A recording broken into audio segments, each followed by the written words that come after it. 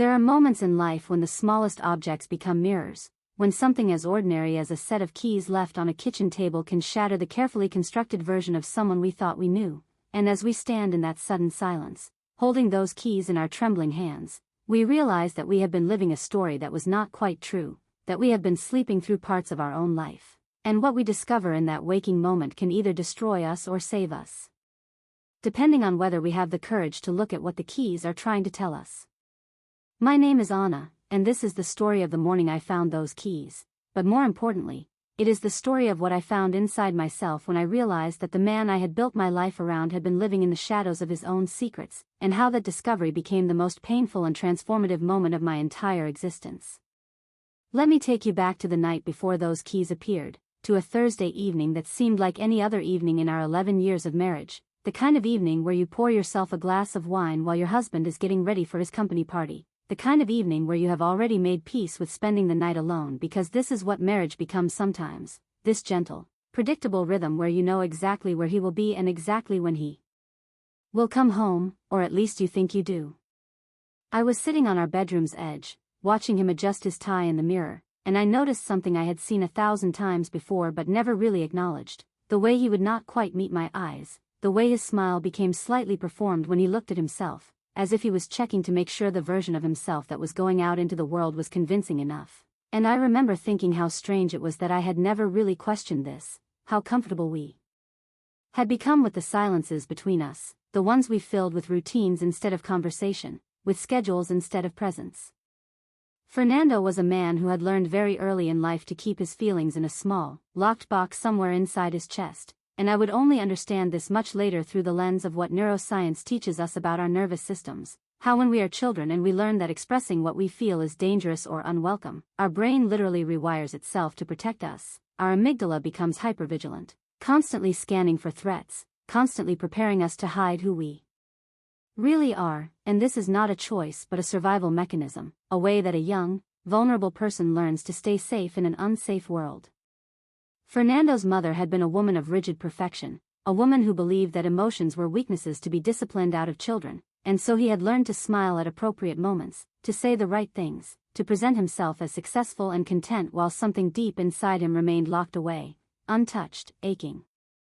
I did not know any of this consciously when we met, of course, because when we fall in love we do not usually fall in love with someone's neurological history or their childhood wounds, we fall in love with the version of them they show us. And he showed me a man who was attentive in ways that felt rare, a man who remembered small details about my life, a man who seemed to understand my deepest insecurities without me having to say them out loud, but what I did not realize then was that this attentiveness was another form of protection, a way to control the narrative of our relationship so that we never got too close to the parts of him that he did not know how to share. When you marry someone who is afraid of true intimacy, you slowly begin to believe that this is all intimacy is, this performance, this gentle distance, this careful choreography where you never quite touch the other person's soul, you only dance around it. On that particular Thursday evening, before he left for the company party, Fernando seemed slightly agitated in a way that I had learned to ignore, a subtle tightness around his jaw, a slight tremor in his voice when he asked me what I was going to do while he was out, and instead of asking what was really bothering him, instead of using this as an opportunity to actually connect, I simply said that I would probably read and go to bed early. And I watched him nod and turn back to the mirror. And I returned to the small, quiet life I had built inside our marriage, a life that had become increasingly internal, increasingly lonely.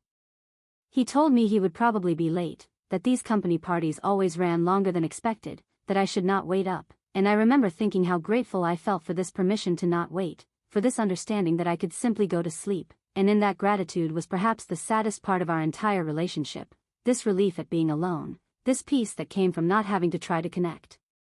What I did not know then was that Fernando was about to do something that would force us both out of this carefully maintained distance, that he was walking toward a choice that would crack open the foundation of everything we had built together, and sometimes I wonder if some part of him knew this as he left that night, if there was something in him that was tired of hiding, that was ready to be found out, that was desperate enough for authenticity that he was willing to risk everything to feel something real, even if that something real was chaos and betrayal and the deep, terrible pain of consequences. He came home at 2 in the morning, and I did not wake up, and in the morning when I woke at my usual time and went through my usual routine, I did not notice that he had not come to bed at all. I did not notice because our marriage had already become a collection of things we did not notice about each other, small absences that we had normalized into the fabric of our daily life. I made coffee, I showered, I dressed for work, and as I was gathering my things to leave the house, I found them there on the kitchen counter, placed almost deliberately it seemed, a set of keys that did not belong to our car or our house, keys that were attached to a small leather keychain with the initials, LM, embossed on it in silver. In that moment, time did something strange, it fractured and reformed, and every cell in my body seemed to suddenly come alive with a cortisol spike that my nervous system recognized as danger even before my conscious mind could process what I was seeing. Because our bodies know things before our minds do, our amygdala scans the environment and sends alarm signals long before we have the luxury of logical thought. And I felt my heart rate increase, my breathing become shallow, my hands begin to shake, and I stood there in my kitchen, holding keys that belonged to someone else, someone whose initials were LM, and I realized that I did not want to know what these keys meant, that I would have given anything in that moment to unknow what my body already knew, to unsee what my nervous system had already registered as truth. I did not leave for work, although I think on some level I went through the motions of pretending I would. I stood there for what might have been 5 minutes or might have been an hour, and then I walked up the stairs to our bedroom, and I found my husband sleeping, his face peaceful in a way I had not seen it in years, and instead of waking him, instead of demanding answers, I did something that I would later understand was my nervous system attempting to protect me from information I was not yet ready to process. I went back downstairs and I called my sister. My sister Patricia was a woman who had always known how to cut through the noise of a situation and get to the bone of truth, a woman who had spent her own life learning what it meant to trust her instincts, and when I told her about the keys, she did not ask me many questions, she simply asked me where they were, and when I told her they were still in my hand, she told me to meet her in an hour at a coffee shop near her office, and she told me to bring the keys, and she told me to bring something else too. She told me to bring my honesty about what I already suspected but had never let myself fully know. Patricia had been married to a man once who had taught her the language of betrayal, and although she had divorced him years ago, she had become fluent in recognizing its signs, its patterns, the small lies that accumulate until they become the foundation of an entire relationship built on sand. When I arrived at the coffee shop, Patricia was already there, sitting at a corner table with 2 cups of tea, and she did not hug me or waste time with pleasantries. She simply took the keys from my hand and looked at them, and then she looked at me, and she said something that I will never forget. She said that the question I needed to ask myself was not who these keys belonged to, but rather why I had been willing to not ask for so long, why I had become comfortable enough with not knowing. That I could wake up every morning and look at a man who was a stranger to me and call it marriage, and in that moment, something in me began to shift, not the dramatic shift of anger or betrayal, but something much more subtle and much more dangerous, a shift toward self-recognition, toward the terrible awareness that I had been complicit in my own blindness. We live in such a way that we create our realities through what we choose to see and what we choose to ignore, and our brains are wired to confirm what we already believe, to filter out information that contradicts the narrative we have constructed, and so if I believed that Fernando loved me and could never betray me, my brain would literally not register the evidence of infidelity until it was impossible to ignore. It would downplay the late nights, rationalize the emotional distance, reinterpret the guilt in his eyes as stress from work, because our brains are survival machines first and truth seekers second, and survival means maintaining the stability of what we know, even if what we know is slowly poisoning us. Patricia told me that there were probably signs, and as she was saying this, my mind began to compile a list of small moments that I had filed away as insignificant, the way Fernando had suddenly become very careful about his phone, the way he had started going to the gym more frequently, the way his voice changed slightly when certain names came up in conversation, the way he had become more distant but also in strange moments more affectionate, as if he was alternating between guilt and performance, and all of these signs had been there, flashing like warning lights on a dashboard that I had simply refused to read because reading them would mean changing my life, and I was so very comfortable in my marriage, even in its loneliness, even in its distance, because comfort is a powerful drug. Perhaps the most powerful drug there is, more powerful than love, more powerful than truth. I began to cry then, not from anger or hurt, at least not yet, but from the profound shame of recognizing myself, from understanding that I had constructed this elaborate system of not knowing because knowing would require me to make changes, and change is terrifying. Change requires us to step into the unknown, to trust that we are capable of building something different, something perhaps more authentic, and my nervous system, shaped by my own childhood wounds, was not ready to trust in my own capability, was not ready to believe that I deserved better than this comfortable distance, this gentle lie that we had called a marriage. My mother had spent her entire life accepting less than what she deserved, had taught me through her example that a woman's job was to adapt herself to fit the shape of the man she loved, and that adaptation was what we called love, and so I had inherited this belief, this deep, cellular belief that my job was to be small enough to fit into whatever space Fernando left for me, to make myself invisible enough to not create conflict, to accept the crumbs of attention that came my way as if they were sustenance enough. Patricia did something then that changed my perspective. She took out her phone and she looked up the name associated with those initials. She found several profiles with those initials and she showed me them until we found one that made sense. A woman named Lucia Mendoza who worked at Fernando's company. A woman who was 28 years old. A woman whose Instagram profile showed her laughing at company events, living a life that seemed carefree and present in a way that I had stopped being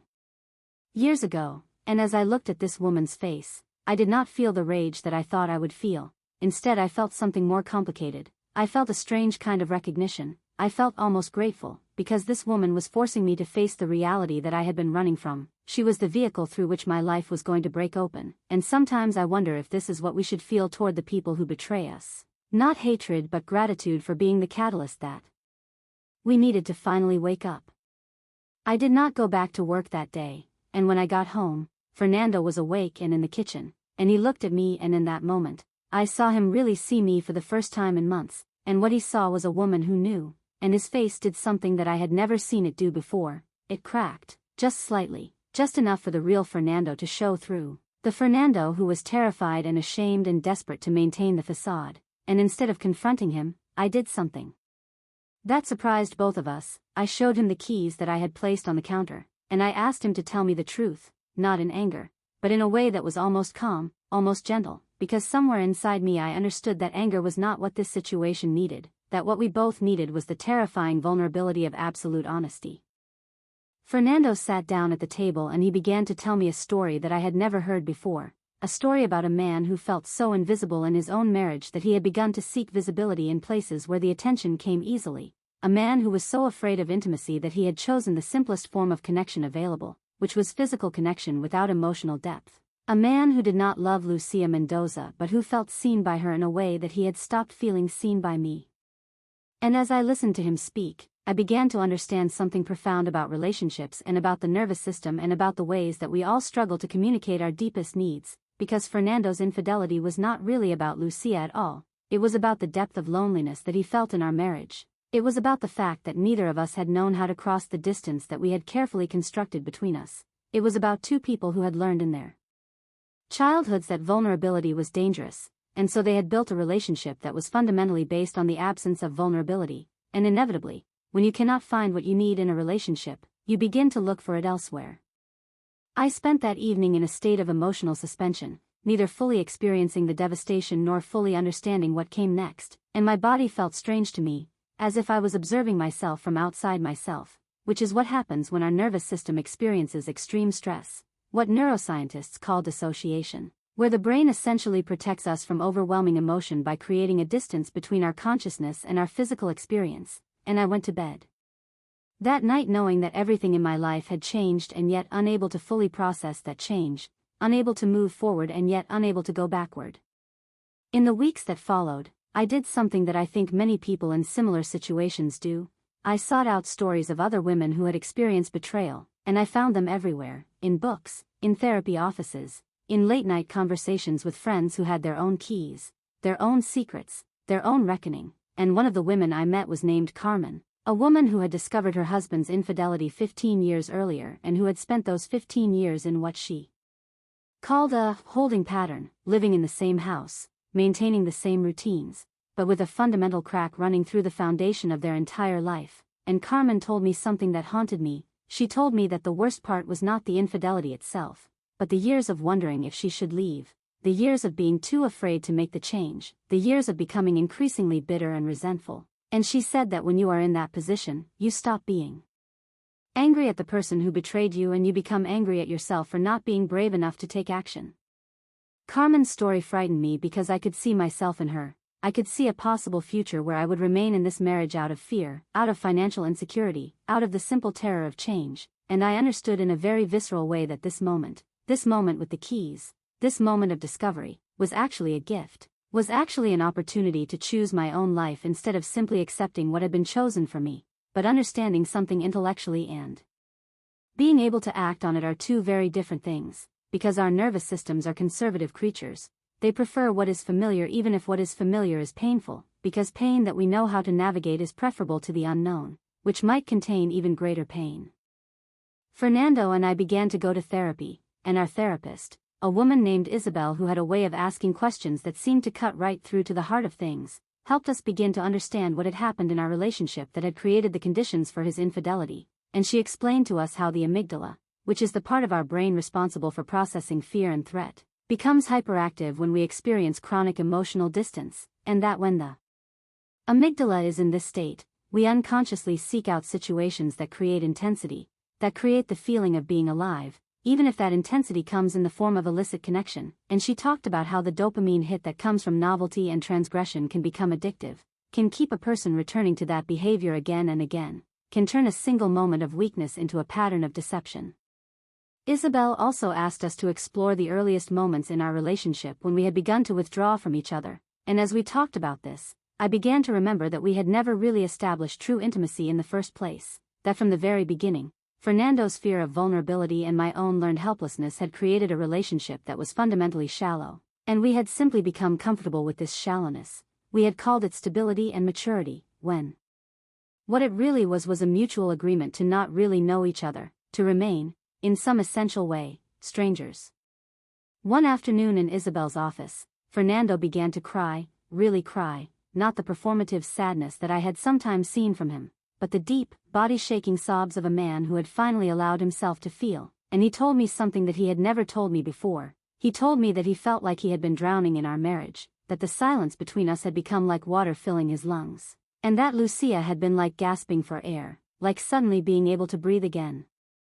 Even though breathing came at the cost of destroying everything we had built, and I understood in that moment that his infidelity had not come from a lack of love for me, it had come from a kind of desperation, a deep, unconscious desperation to feel something, to be something other than the perfect, controlled version of himself that he had been pretending to be for so long.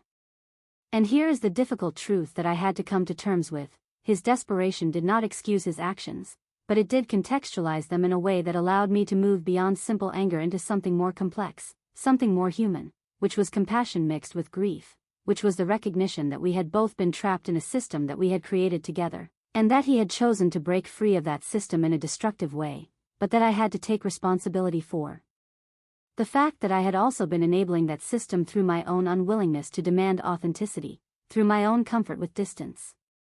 Around this time, I began to read books about attachment theory and about the ways that our early relationships shape how we love, and I learned that there are different attachment styles, and that when an anxious attachment style meets an avoidant attachment style, which is what had happened between Fernando and me, the result is often a painful dance where one person is constantly reaching toward the other and the other is constantly moving away, and over time, the reaching person begins to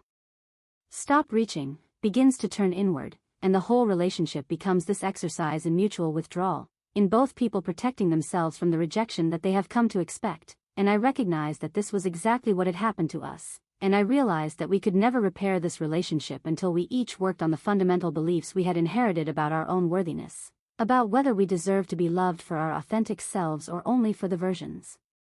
of ourselves that we could present to the world.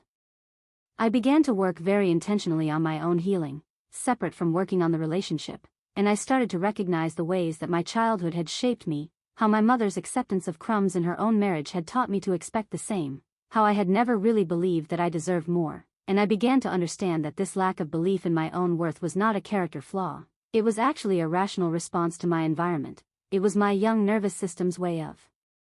adapting to what I had learned about my value from the people around me. But I also began to understand that I was no longer that young girl, that I had agency now, that I could choose to believe something different about myself, even if that belief did not come naturally. There was a particular moment about 2 months after finding the keys when I was standing in my kitchen, and I looked around at the space that I had shared with Fernando for so many years, and I noticed that there was almost nothing in that kitchen that reflected who I was. Everything had been chosen to accommodate his preferences, even down to the color of the walls. And I realized that I did not even know what my preferences were anymore. I had spent so many years adapting myself to fit into the space that he took up that I had essentially erased myself, and in that moment, I made a decision, not a dramatic decision, not a final decision, but a decision to begin the process of finding out who I was, to begin the process of making choices that reflected my own desires instead of simply adapting to what I thought would make someone else happy. I started very small. I changed the kitchen curtains to a color that I loved instead of a color that was neutral and inoffensive. I started reading books that I actually wanted to read instead of books that I thought a certain kind of woman should read. I began to spend time alone and to learn how to be comfortable with solitude instead of viewing it as something to be escaped from. And these small acts of self-assertion may seem trivial, but in the context of a life that had been defined by the erasure of self, they were revolutionary. They were acts of reclamation. They were ways of sending a message to my own nervous system that I was worth paying attention to. Fernando noticed these changes, and I could see him becoming slightly anxious about them, because when one person in a relationship begins to change, the entire dynamic shifts, and the other person often feels destabilized, and he began to ask me questions about whether I was happy, about whether I was still committed to us, about whether we could go back to the way things were. And I had to tell him something that was very difficult to say. I had to tell him that I did not want to go back to the way things were, because the way things were had been slowly suffocating both of us, and that if we were going to continue in this relationship, everything would have to change, that we would have to learn how to be vulnerable, how to communicate our actual needs and feelings instead of hiding them, how to see each other as real people instead of as roles in a play that we were performing. Around this time, I also reconnected with an old friend named Martina who had been an important person in my life before I got married and who I had gradually withdrawn from as I had become more and more focused on being a good wife, and Martina told me something that stuck with me. She said that she had watched me disappear over the years, that the vivid, opinionated, ambitious woman she had known had gradually become quieter and smaller and more apologetic, and she told me that she had sometimes wanted to shake me and tell me to wake up, but she had also understood that each of us has to come to our own realizations in our own time, and that she had simply been waiting for the moment when I would decide that I was worth fighting for, and now that moment had arrived, and she wanted me to know that she was there, that I did not have to do this alone. With Martina's support, I began to make concrete changes in my life. I rejoined an academic program that I had abandoned when I got married because Fernando had felt insecure about my ambitions. I started to build a career path for myself instead of simply working part-time in ways that did not interfere with my availability to him. I began to spend time with friends who challenged me and stimulated me and made me feel like my thoughts and opinions mattered, and as I did these things, I began to feel something shifting in my body. A kind of gradual activation of my nervous system, a slow moving out of the freeze response that I had been in for so long, and the fear was still there, but alongside the fear was a growing sense of aliveness, a sense that I was becoming myself again, whoever that self was. The question of whether Fernando and I would stay together became less urgent and less consuming, and I realized that what had shifted was not my feelings toward him but my relationship to myself, and that once you change your relationship to yourself, everything else changes as a consequence. Because you can no longer accept treatment that is less than you deserve. You can no longer convince yourself that you should be smaller for someone else's comfort, and Fernando sensed this shift, and he began to make his own changes. He began to distance himself from Lucia. He began to engage more seriously with his own therapy. He began to speak about things that he had never spoken about before, about how terrified he had always been of being truly known, about how his parents' divorce had taught him that any form of authentic conflict meant the end of relationships. And so he had learned to avoid conflict at all costs, even at the cost of intimacy. We began to have conversations that we had never had before, conversations where we actually said what we thought and what we felt instead of performing conversations where we said what we thought we were supposed to say, and these conversations were messy and often painful and sometimes ended in arguments, but they were real, and realness became something that I craved. It became more important than comfort, because I had learned that comfort without authenticity is just another word for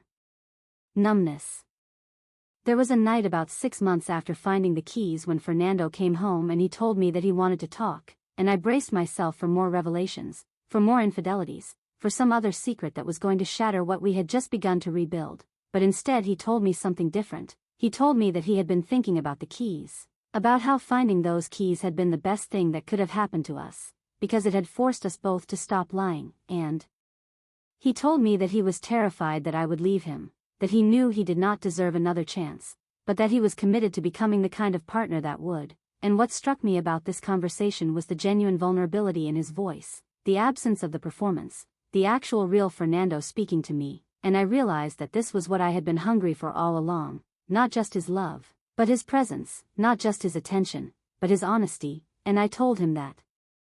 I was willing to keep trying, but that this required both of us to remain in this place of honesty, to stop retreating into comfort when things got difficult, to actually build something real instead of just reconstructing what had been broken.